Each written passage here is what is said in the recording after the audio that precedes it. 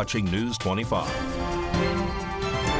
Local coverage you can count on. News 25 is brought to you by Mountain West Lawyers, Injury Attorneys, 727-9500.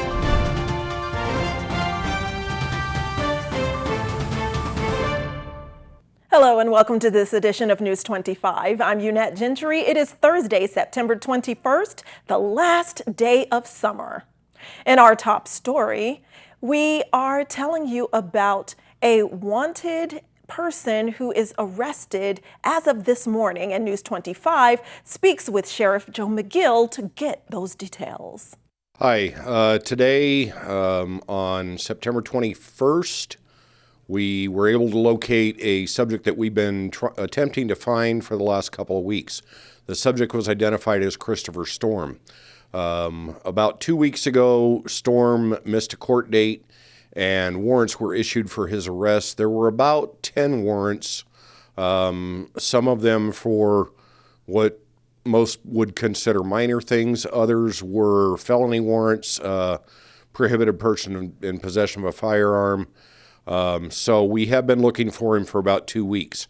Over the last 2 weeks, he has been able to evade capture on several occasions. We have had foot pursuits with him and lost him. The last time was just on Tuesday in the area of Mountain Falls. This morning, we received information that he had been seen in the area of Blag and Basin at the Circle K. Deputies drove the area and were able to locate a vehicle that Storm was known to be occupying. That was a maroon Dodge pickup. Deputies coordinated in the area, and as we were attempting to move into the residence where he was at, Storm came out of the house. He saw a deputy. He ran. His path was blocked. He then ran and attempted to hide under a pre-manufactured home in the area of Long and Wilson. He was taken into custody without any further incident and transported to the Nye County Detention Center where he was booked for his warrants.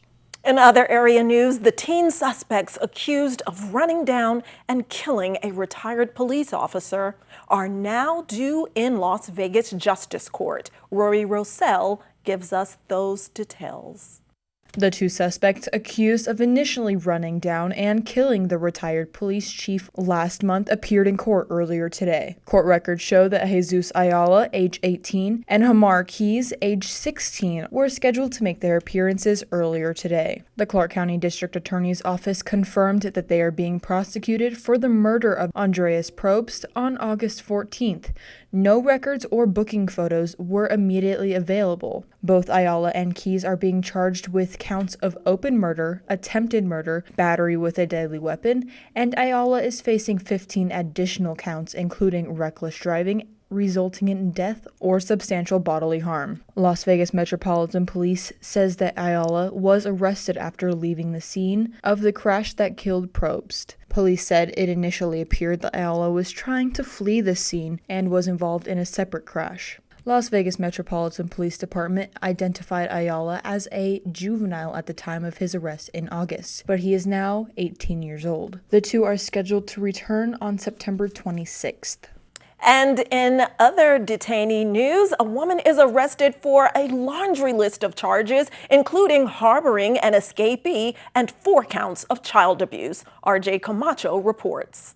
On September 11th, Nye County Sheriff's Office deputies conducted an investigation in reference to a citizen tip that a known and wanted escapee from the Nevada Department of Corrections was being aided and harbored at a residence in Beatty. Upon arrival to the location, officers met with the tenant, Alexandra Powell, and informed her of James Michael Weaver, the wanted escapee. However, Alexandra had stated to officers that she did not know who that was and stated to officers that they could go ahead and look, but that nobody was there except her and her children, according to the declaration of arrest. Officers looked through the residence and were unable to locate Weaver. However, they did allegedly see a loaded revolver-type firearm out in the open on a mini refrigerator. On September 18th, officers returned, executing a search warrant at Alexandra's residence. This time, they found Weaver, who was allegedly hiding in a gun safe in the back bedroom of a manufactured home that belonged to Alexandra. Officers also allegedly discovered drug paraphernalia described as quag, which, according to officers, is commonly used to smoke methamphetamine, as well as an alleged glass pipe used for methamphetic activities. Both paraphernalia were also allegedly out in the open where children could access it. When asked about the firearm, Alexandra allegedly stated that she had sold it to someone. However, according to the arrest report, she did not own the gun, nor did she have the authority to sell firearms. Alexandra Powell was arrested and booked into the Nye County Detention Center under the charges of 4 counts of child abuse or neglect, concealing an escaped felony prisoner, conspiracy to sell or transfer a firearm by an unlicensed person, and 2 counts of use or possession of drug paraphernalia. James Weaver was also arrested, however, no arrest report was given at the time of reporting. Nevada Task Force 1 is recognized for its efforts in aiding recovery operations in Maui. On September 19th, members of Nevada Task Force 1 were recognized and honored for their work done in Maui during recovery efforts by Clark County commissioners. A 50-person team was deployed to Maui and Lahaina to aid in search and recovery efforts following the deadly wildfires. Originally, it was sent as only a 5-person team, which deployed on August 10th, then expanded to 50 when 45 additional people were deployed the following day. Clark County's Fire Chief John Steinbeck stated that it was very difficult going to Maui. We're called Urban Search and Rescue. This wasn't a rescue mission. It was a recovery mission, which is still vitally important. Families deserve closure, and this team did an amazing job. We checked on them, and they were very effective in the most difficult situations. Clark County Program Manager Kenyon Levitt stated as well that the team is just one reason why Southern Nevada shines so bright. They continued stating, "These guys and gals are top-notch. They make Clark County, the city of Las Vegas, and all the communities that we represent shine. You can be proud of these guys because when they go out the door, they make us look good." Don't grab that remote. News 25 has some powerful stories for you after this break.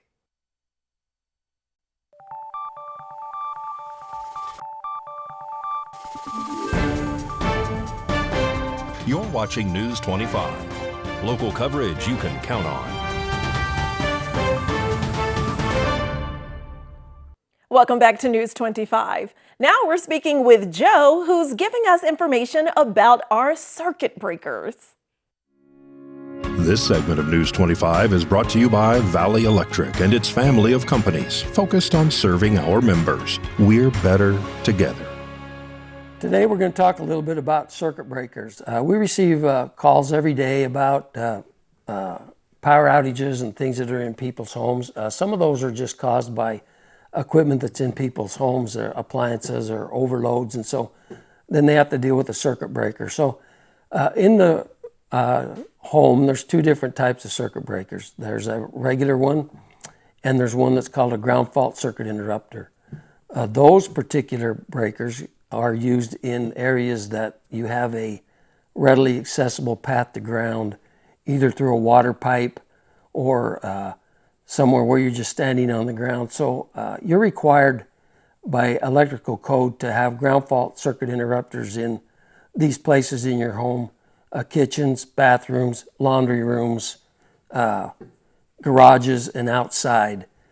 Because in those areas you're either standing on the ground or you're working around areas where there's a water pipe. Water pipes come from the ground. So those circuit breakers are designed to operate at very low amounts of ground fault current. And so they'll actually save your life. They were put into effect in the early 1970s. So if you live in a home here in Pahrump that's older than that, you may not have ground fault protected equipment in your home. In that case, you want to make sure you don't do anything around plug-ins around water with any type of device that you could drop in the water, or where you could reach out and touch a water pipe while you're touching an electrical appliance, because obviously you're going to give it a path through your body into the ground through the water pipes. That circuit breaker is designed to save human life. Regular circuit breakers aren't. Regular circuit breakers are designed to prevent fire, and so they'll trip when the circuit's overloaded, but there's too much resistance in your body, so usually it'll never let 15 amps through or 20 amps through to trip the breaker. So most of the fatalities we have in homes, they're usually around on regular breaker equipment. People have a misconception that those will trip and save them if they get in trouble. That's not the case. If the current flow is through your body and then into the ground, there's not going to be, there's too much resistance to allow the breaker to trip. So that's why we have these ground fault protected breakers. We'd encourage you to check those once in a while. There's a little buttons on them, one that says T for test, and it should pop out, and the other one has an R on it to reset that, and check them twice a year to make sure they're operating properly, so that you can use electrical equipment around water sources and ground sources safely in your home. Thank you. Well, fall officially starts tomorrow, so it's the perfect time to remind you that our beloved Pahrump Fall Festival kicks off today.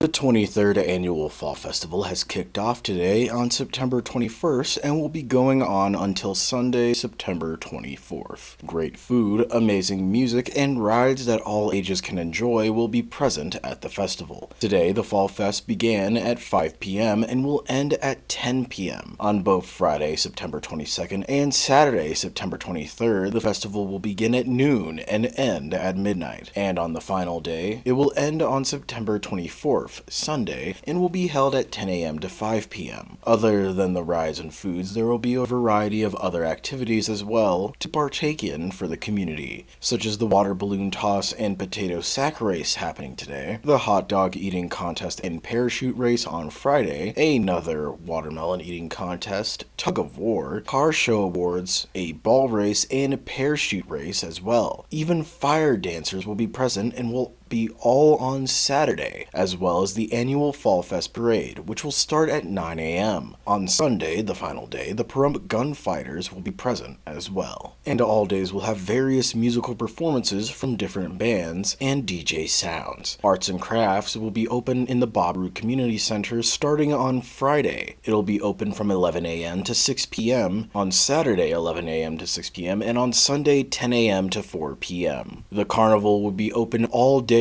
of the Fall Festival and will remain open until closing hours. Don't miss out on this staple of the Pahrump community, and we here at News 25 wish everyone a safe and happy Fall Fest. Now, we want you to stay in town for the Pahrump Fall Festival, but if you're itching for a road trip, here's Mikey Ruhand with more tips on where you can travel.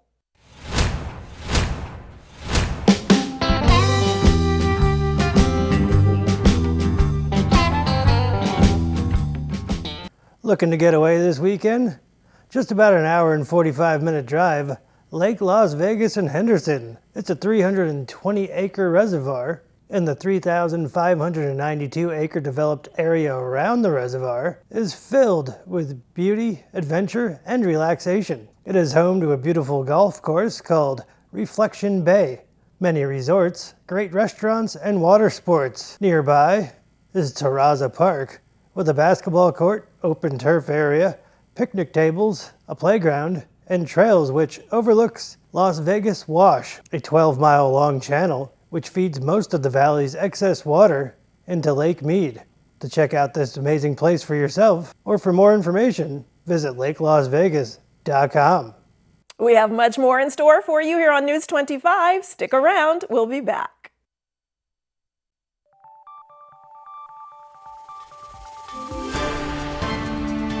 You're watching News 25. Local coverage you can count on. News 25 is brought to you by J.K. Nelson Law, voted best of Pahrump for 4 years. Give them a call, 775-727-9900. News 25 is also brought to you by Gunny's Air Conditioning and Heating. New, service, and repair. Call Gunny's, 775-727-6800. Welcome back. Well, Christy from Never Forgotten Animal Society is telling us about a cute Chihuahua from California named James. Today's Rescue a Pet segment is brought to you by Realty Executives in Action. Put the team at Realty Executives in action for you. Hi, my name is Christy, and I'm with Never Forgotten Animal Society. We have tons of kittens and puppies, but today I want to introduce you all to some of our long-term residents. This here is James.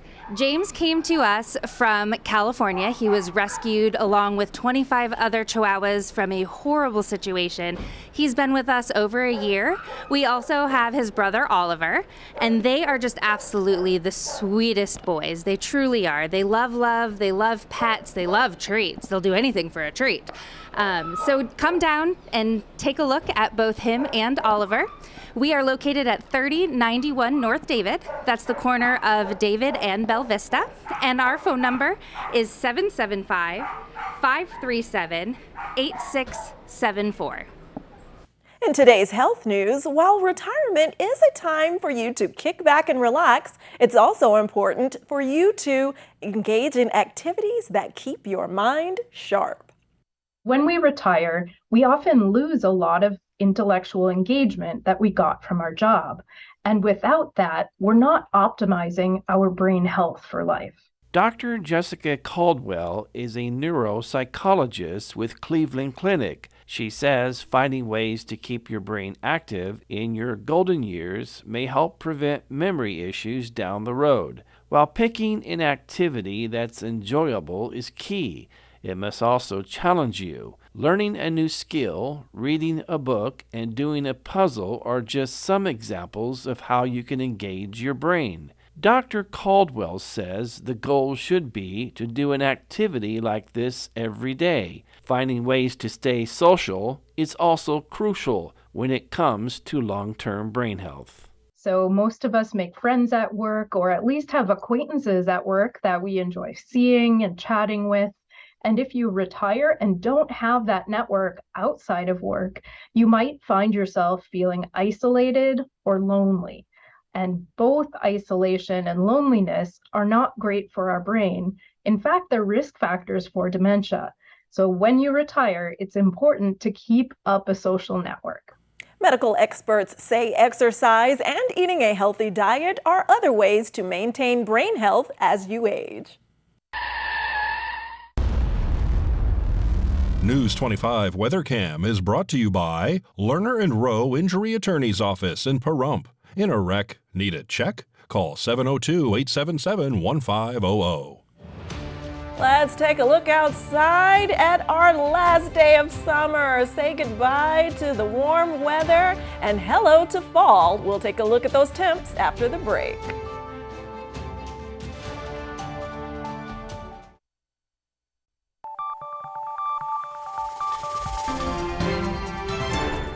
News 25 Weather is brought to you by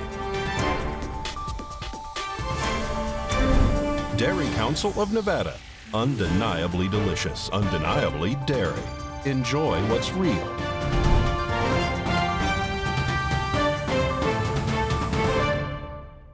Hi, good evening, Nevada. It's John Kohler from the KPVM Channel 25 Weather Studios, all up and down the Ace Country Radio Network and worldwide to your mobile device on the local BTV app, the app that doesn't waste your time with a bunch of app stuff. 63 degrees out in Fernley, Fallon 65. Carson City saw 61 degrees, and I'm going to call you the Cool Spot Award winner, although look at Tonopah at 66, so often the coldest spot, and actually at night, getting down to 34. Dang near freezing. Watch out there in Tonopah, maybe cover some plants up. Goldfield saw 63, Beatty 80 degrees, 87 out in Amargosa makes them the hot spot, with Vegas hot under the collar, under the mix, 85 degrees. Pretty nice day in Las Vegas. Out in Death Valley, they didn't even hit triple digits, 98 degrees. Super nice time to visit here in the Paradise of Pahrump. Let's take a look. Current temperature, 83 degrees, 84 just a little bit earlier. South-southwesterly winds to 15 miles per hour. I kind of noticed the wind this afternoon. Didn't really like it, but I think it's a temporary spat of increased wind. Sun rose this morning at 6:31. Setting this evening, let's look for the sun to go away at 6:42. Plunging into the ocean and heading us to a low of 54 degrees tonight. With a couple clouds up in the sky, should be a gorgeous sunset as we approach Fall Fest weekend and the parade and all that good stuff. What do we see for the next week? Clouds next 3 days. It'll be a little bit socked in this weekend for the Fall Festival, but no real chance of rain. Winds under 10 miles per hour. Temperatures rocketing up into the mid and upper 80s throughout the week.